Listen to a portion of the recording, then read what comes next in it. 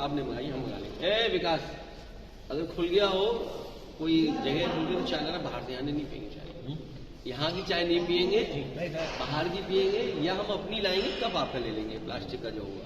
हम नहीं पी सकते, जहर दे दोगे तब। हाँ नहीं हमें भरोसा नहीं है।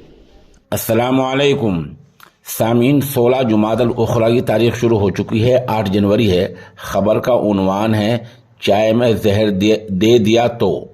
चाय में जहर दे दिया तो ये वीडियो आपने सुनी ली।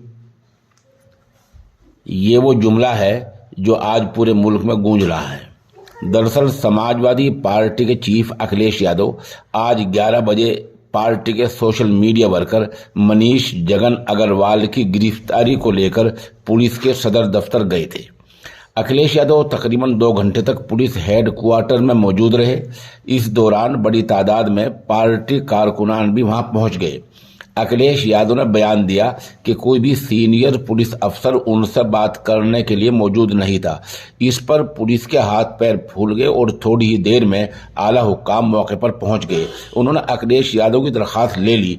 पुलिस अफसरान ने उनको चाय के लिए कहा तो अखिलेश यादव ने कहा, हम आपकी चाय नहीं पियेंगे, जहर दे दिया तो।